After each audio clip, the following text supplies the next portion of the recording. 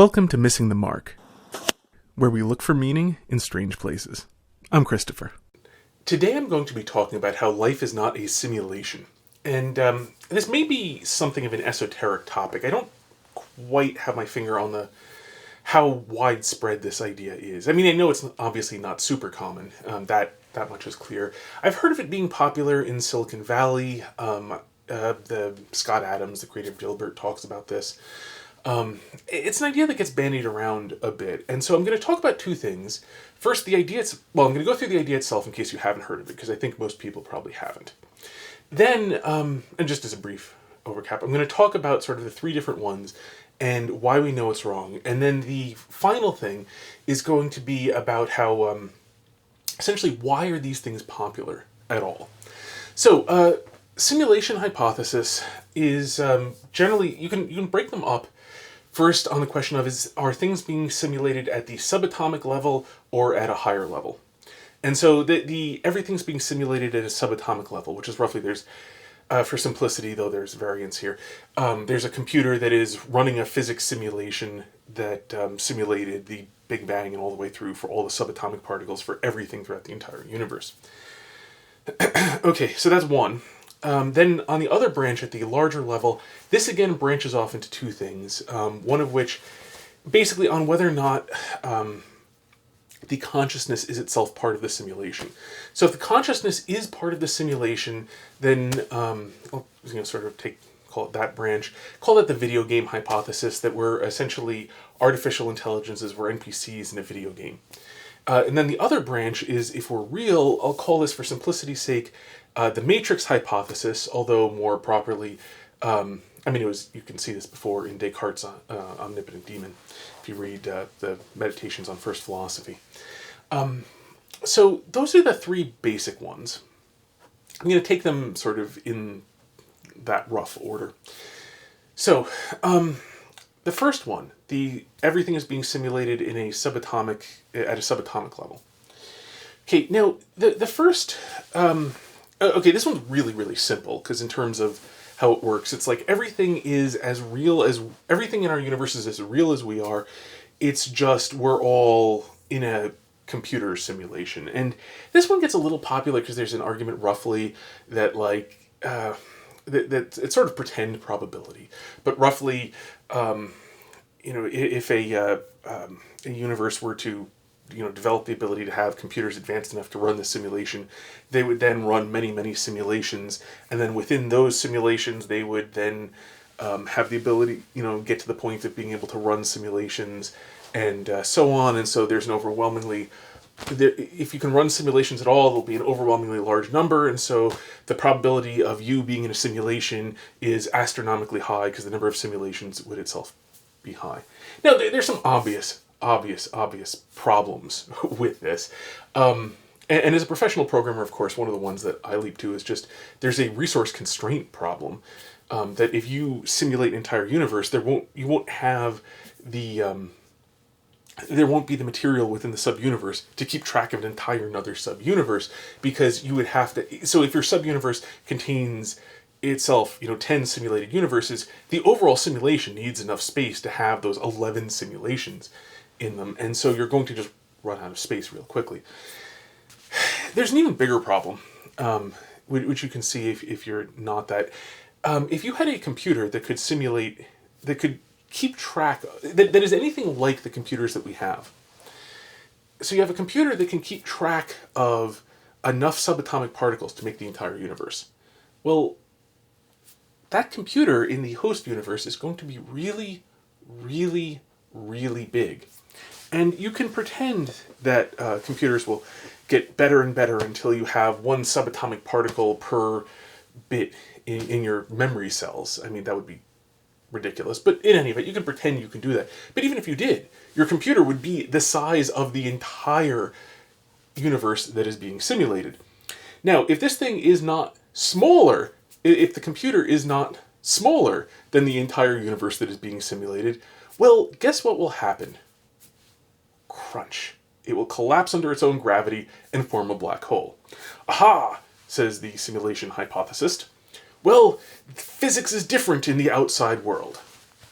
Well, here we get to an interesting problem, and this will come up more later, and when I talk about why these things are attractive. But basically, you come down to, if the moment you're positing that the outside container universe in which we are being simulated has completely different laws of physics, unlike the laws of physics which we have, you know exactly nothing about it. You can say nothing about how probable such a thing is. It is equally likely to be some alien with many arms on a piece of paper writing down all of the equations. And by the way, this is another way you can do this, because whether you are keeping track of equations in a computer or you are keeping track of equations on a sheet of paper, they're conceptually equivalent to each other. And so if you can simulate out an entire universe in a computer, you can simulate it out on a really long sheet of paper. And so you might as well have an alien with 10 billion arms on a super giant sheet of paper where he's doing all of his calculations simulating out the universe. Just a really long sheet of paper. And nobody thinks that. Nobody thinks we're all an alien scribbling in a notebook, in a really, really big alien notebook. Why do they not think that? Because it's obviously ridiculous. But moreover, more to the point, the computer thing is basically, people don't understand computers, and computers seem kind of vaguely infinite to people who don't really, work on them professionally. And so you can kind of imagine that like anything can go on within them, but it can't actually. They're physical things. You can understand them fairly well. It'll take maybe a few dozen hours really to spend time going through. And you can do it on Wikipedia. Just look up how transistors are done and CMOS and how RAM is done and how a processor actually works, and modified Harvard architectures and so on. Look it up. It's not actually that hard. If first time going through it, it'll take you a bunch of extra time, but 20, 50 hours and you probably will understand how a computer works pretty darn well just from free sources like Wikipedia. At which point you will see, well, this thing would need to be unimaginably larger than we could possibly ever make the thing, and problems ensue. If you get away from all the problems that ensue by saying the outside universe has completely different physics, well, there's absolutely no reason to suppose there's a computer, or that computers are even possible. If you're going to say you know nothing whatsoever about this outside universe, you actually are required at that point to stop talking about it, since you can't say anything. Just to give an example of how this is so ridiculous, you can just say, in this outside container universe, the way laws of physics work there, every time a brontosaurus sneezes, it creates a new universe. Well, I mean, what do you mean brontosauruses aren't real? In the container universe, they're real. It's unlike our universe. And what do you mean sneezing doesn't create a universe? In the container universe, it's completely different. Of course it does.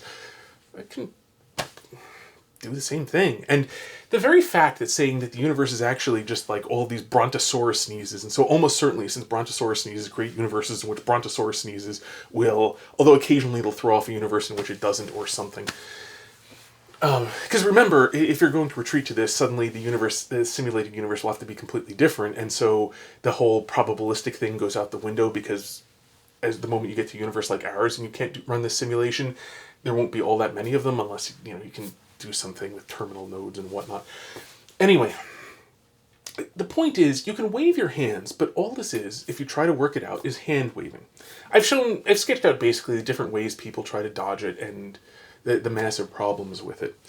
But the really, really short thing is, if it sounds to you ridiculous to say, what if brontosaurus sneezes create universes, and then inside of those universes brontosauruses will sneeze and create other universes, and so we're almost certainly in something created by brontosaurus sneeze, it's no different. If you're positing that the outside universe that created us is utterly different than us, it is no more reasonable to talk about computers in that outside universe than to talk about brontosaurus sneezes in that thing. And so, I mean, anyone arguing this will then just sort of scoff, but all they're doing is hand-waving. So, there's no logical response. If somebody's like, no, you must do the thing I'm saying, pay no attention to the argument, watch the hands, you're done. Nothing more to say. They can be a little bit convincing or a little bit intimidating, and they can really, wave their hands a lot, but it's still not an argument, so you can't give it a counter-argument.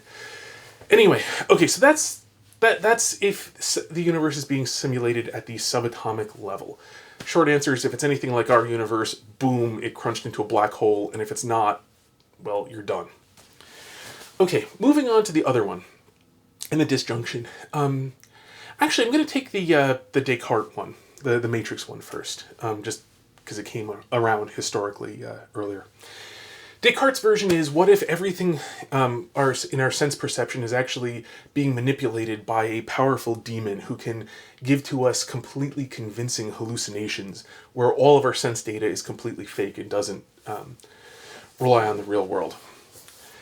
Okay, and you get the same thing in the Matrix. In the Matrix, it was just stupid because the problem I ran into in the Matrix, the reason why their basic explanation was stupid, was that nobody has a reason to do this. Zero reason to put people inside of this and completely simulate an utterly convincing and utterly boring simulation for them in real time forever. And what's worse in the Matrix, actually, is the fact that when two people would have virtual sexual intercourse, you would then have to actually mate the people in real life so that they get pregnant and make new people. Or I guess you could not bother with that and just mate random ones and so on. But you come up with some real problems in terms of the practicalities of actually keeping a human being fed and alive and healthy for a really long time while their body's completely motionless and not doing anything. And you also need them to be able to reproduce because, people obviously keep on going.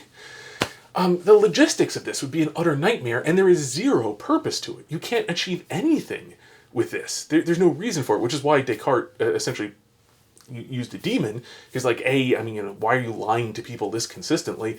And B, why are you lying to people this consistently is really the main one, and that's actually the way Descartes showed that this definitely isn't the case.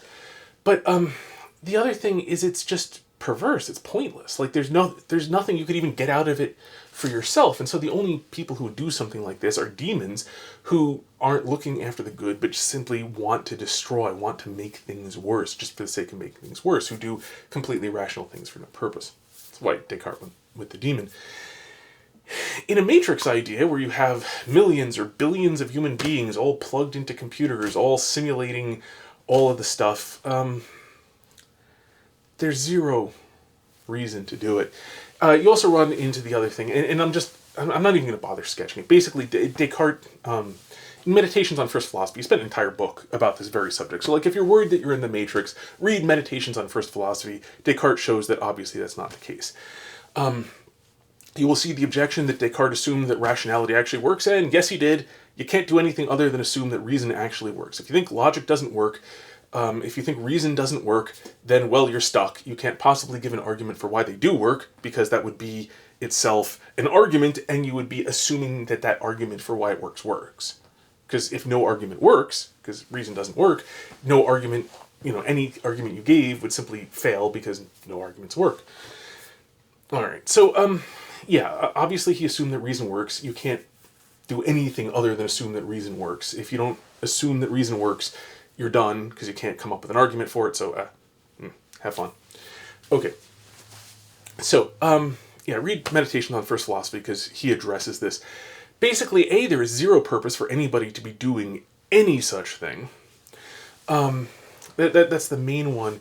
Another interesting thing about this that I just want to point out is that okay,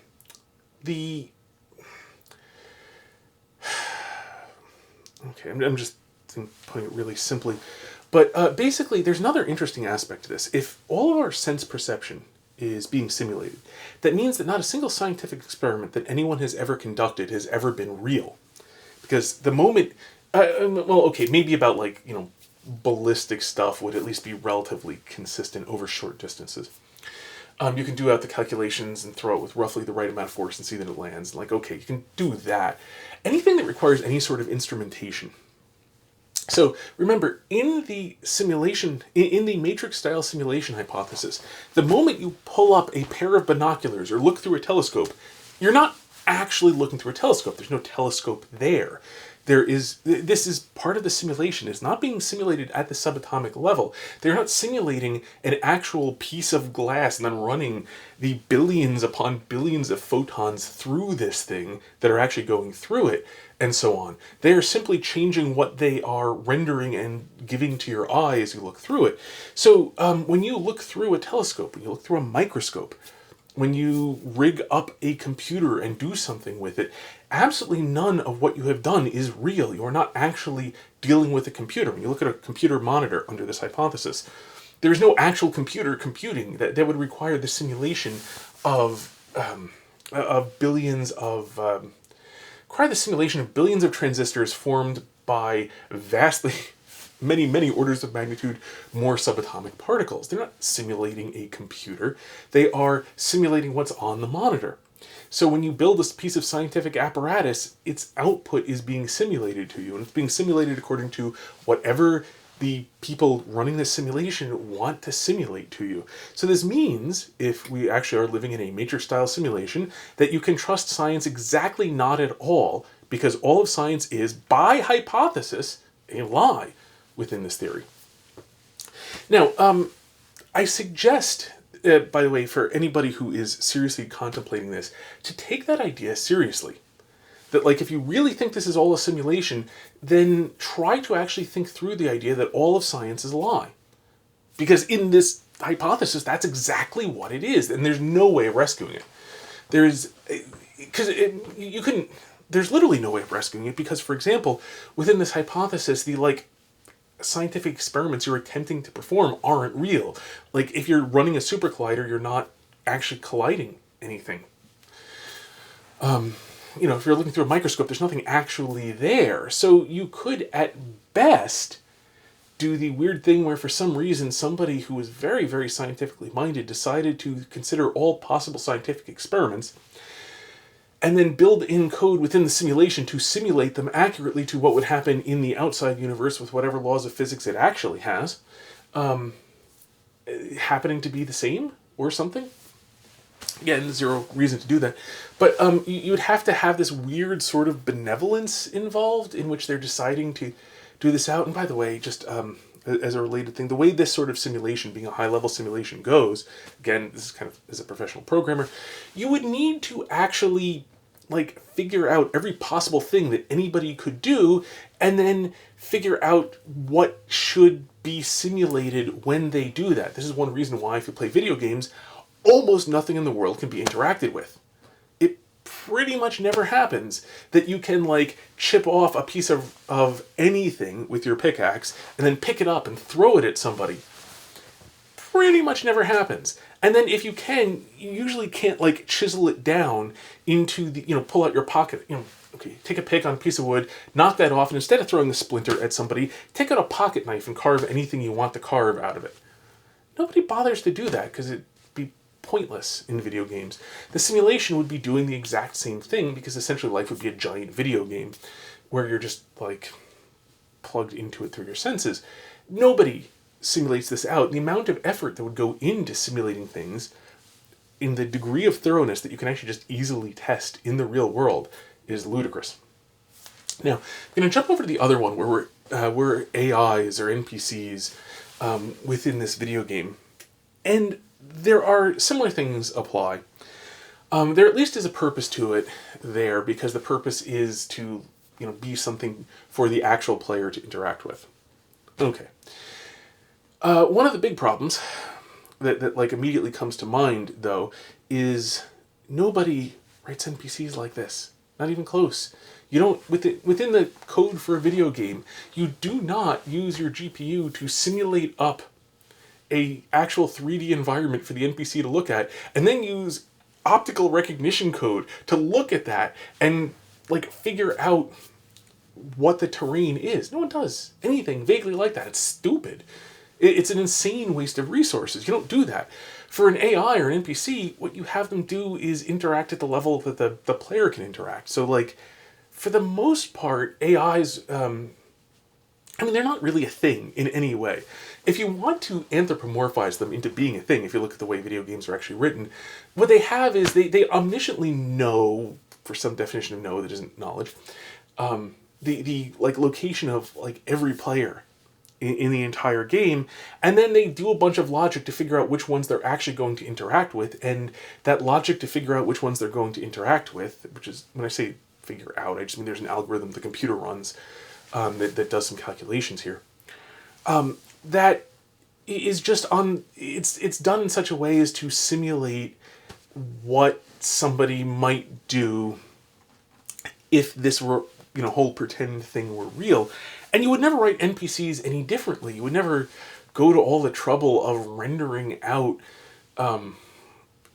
insane amounts of detail with complex shading and so on, all for an NPC to then have to spend enormous amounts of processing power looking at the thing, all to then, use algorithms vastly more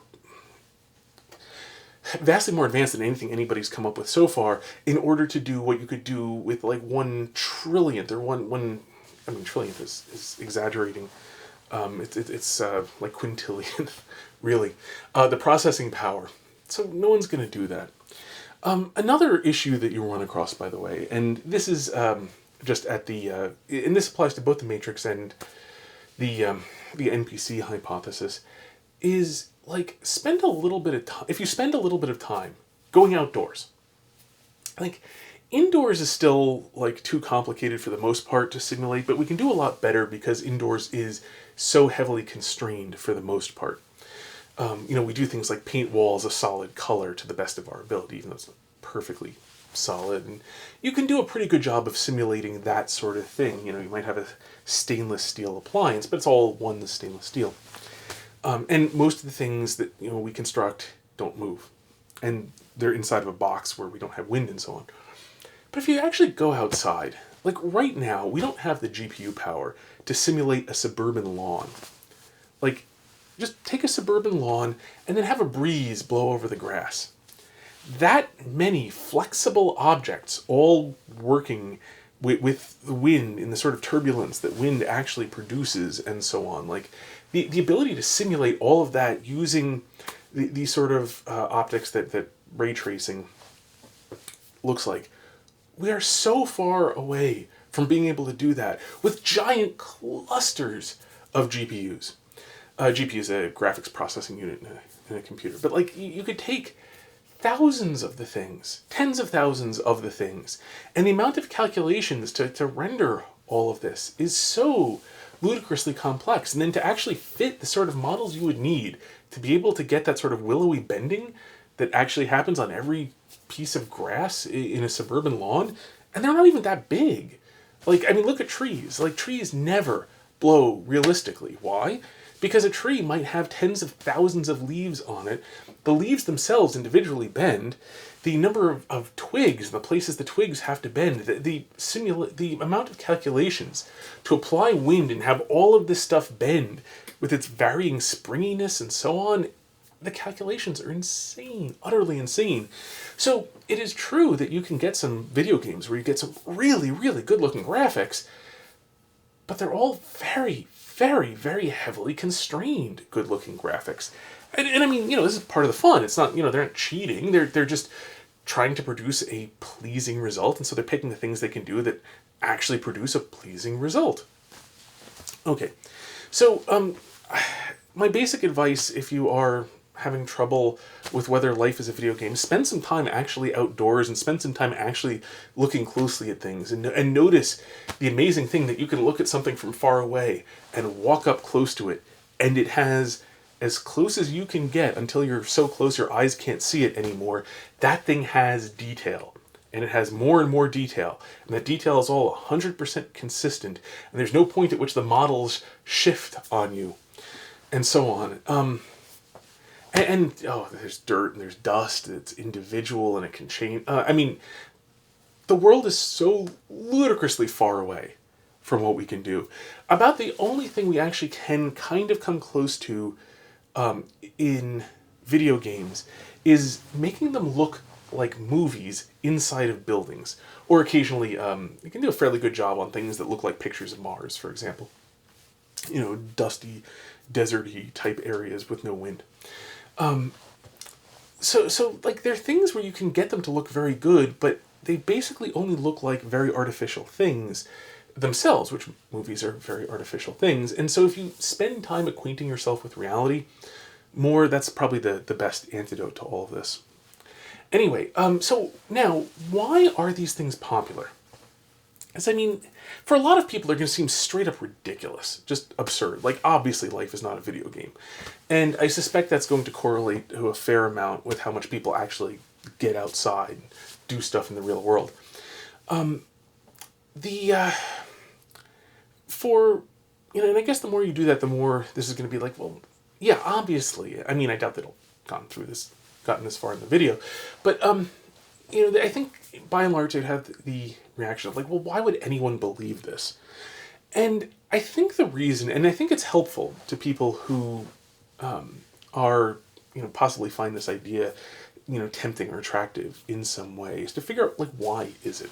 Because this will help to explain, and I think help to break one free of it.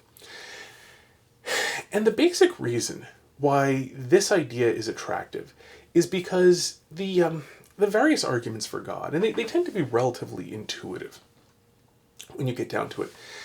They are things along the lines of, whether you're talking about the argument from motion, that's to say the argument from change. Well, actually, that one less so, because this doesn't explain that away in any way. Actually, kind of even there a little bit. The argument from contingency and necessity, again, if you don't understand it super clearly, but especially things like arguments from the governance of the universe, fine-tuning of the universe.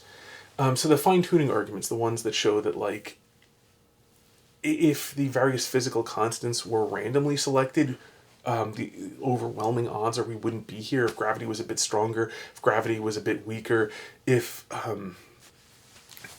electromagnetic force was a bit stronger or a bit weaker and so on, nothing interesting would have happened in the resulting universe. And there are other constants. There's one that I think is, there's one constant that, like, it could be off by a few millionths and the world would not be an interesting place at all. Actually, I think that's understating. I forget which constant it is now. Anyway, so, like, these sorts of arguments especially, like, why is it that the world is actually conducive to life when it really shouldn't be? Especially if nobody was designing it for anything. There's an awful lot of stuff that had to go right in order for life to be here. And those arguments especially are the ones, I think, to which the simulation type hypothesis is appealing.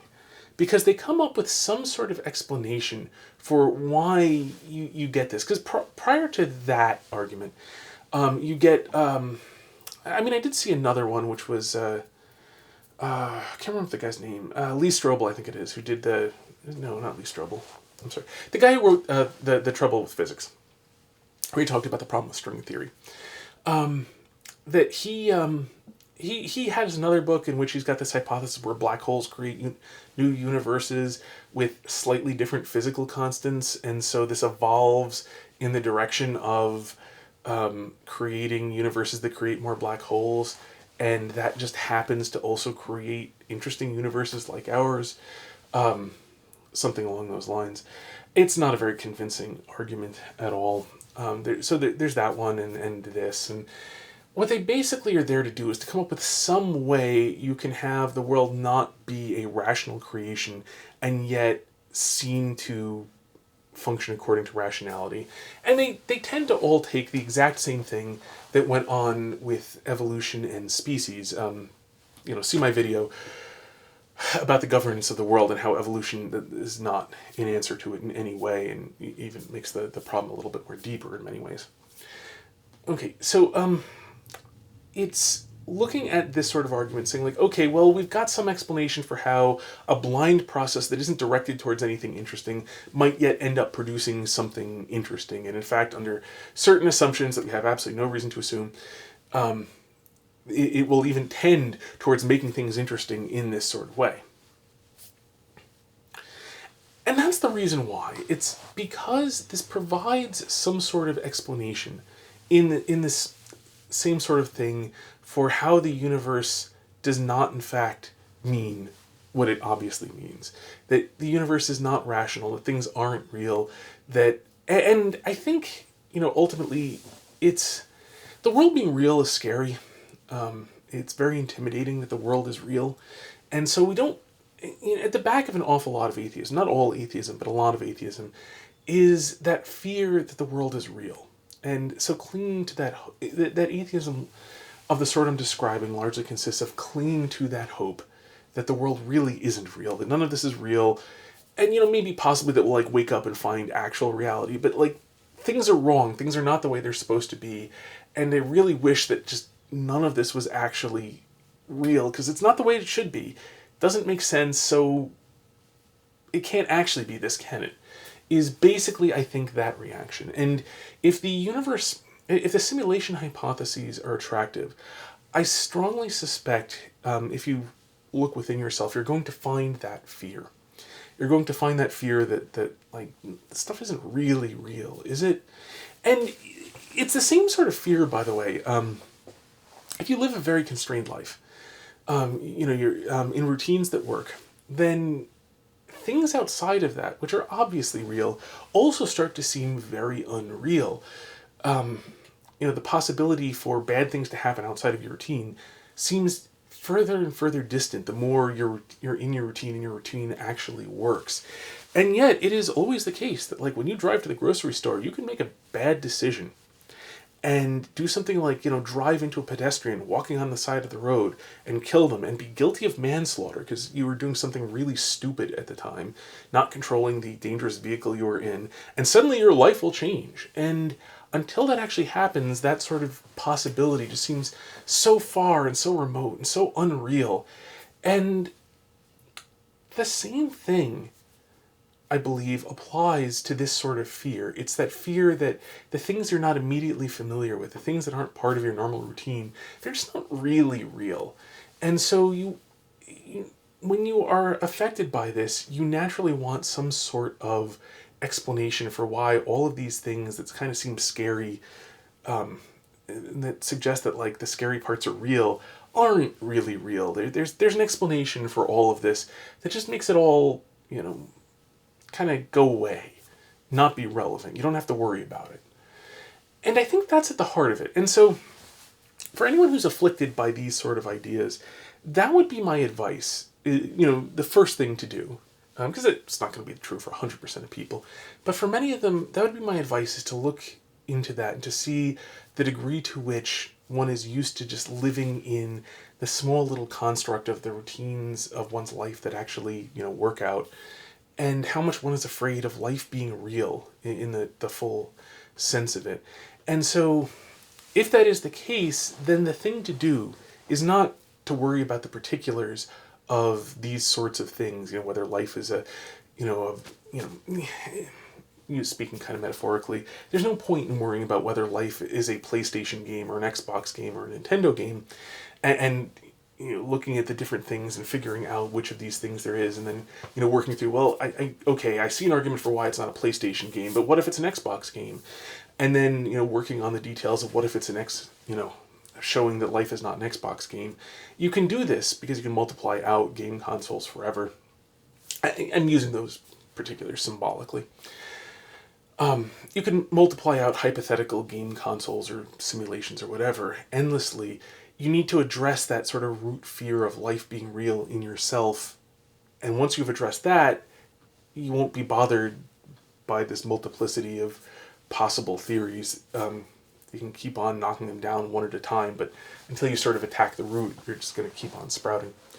So my advice for anyone, if you're helping anyone, I would suggest looking that way. If you're afflicted by that, I would suggest looking at that. And I suspect that's really going to be the way to deal with that sort of issue. Until next time, may you hit everything you aim at,